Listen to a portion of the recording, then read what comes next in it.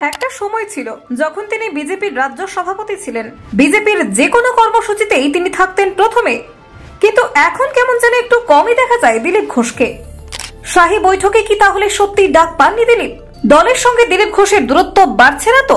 এবার এই বিষয়ে মুখ খুললেন সুকান্ত মজুমদার। সবার সামনে সুকান্ত মজুমদার বলেই ফেললেন ওর বিষয়ে সিদ্ধান্ত নেওয়ার।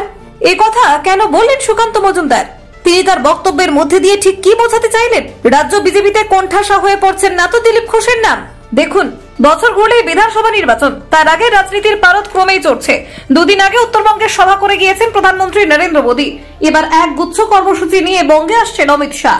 হাই ভোল্টেজ বিধানসভা ভোটের আগে দলীয় কর্মীদের নিয়ে বৈঠক করবেন শাহ, আর সেই বৈঠকেই নাকি ব্রাত্য বঙ্গ বিজেপির প্রাক্তন সভাপতি দিলীপ ঘোষ।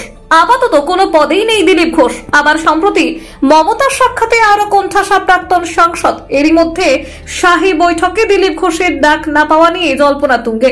দিলীপ ঘোষ অবশ্য বলেছেন, আমি নিজে সংগঠনের কাজ করি, প্রয়োজনে ডাকে বলেন কি করতে হবে, আমরা তা পালন করি মাত্র। এবার মুখ খুললেন রাজ্য বিজেপির সভাপতি সুকান্ত মজুমদার। এদিন দিলীপ ঘোষের প্রসঙ্গে সুকান্ত বলেন, দিলীপ দা আমাদের পার্টির নেতা, উনি সর্বভারতীয় সভাপতি পদে শেষ ছিলেন।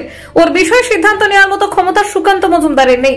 সেটা পরে আপনারা জানতে পারবেন কি হয়েছে। দিলীপ ঘোষকে শাহী বৈঠকে বা কর্মসূচিতে ডাকা হবে কিনা সেই নিয়ে পরিষ্কার করে কিছু বলেননি সুকান্ত।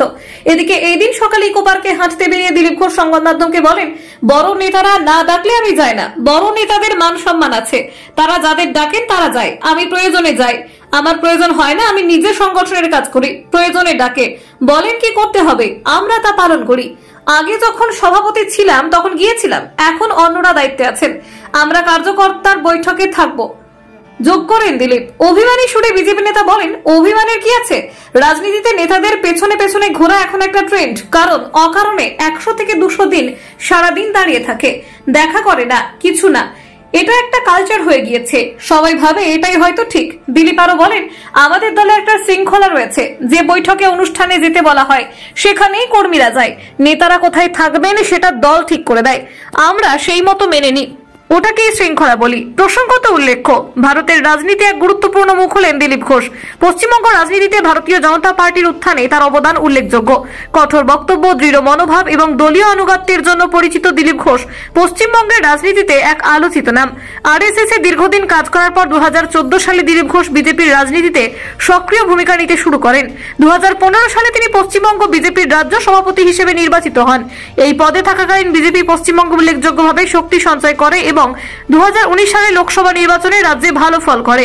তার নেতৃত্বে বিজেপি প্রথমবারের মতো রাজ্যে প্রধান বিরোধী দলের ভূমিকায় উঠে আসে। 2016 সালে তিনি খড়গপুর সদর বিধানসভা আসন থেকে বিধায়ক নির্বাচিত হন। এরপর 2019 সালে লোকসভা নির্বাচনে তিনি মেদিনীপুর লোকসভা আসন থেকে সাংসদ নির্বাচিত হন। সংসদে তিনি স্পষ্ট বক্তব্য, কেন্দ্রের প্রতি সমর্থন এবং রাজ্য সরকারের সমালোচনার জন্য পরিচিত। Bureau report, news prime Times.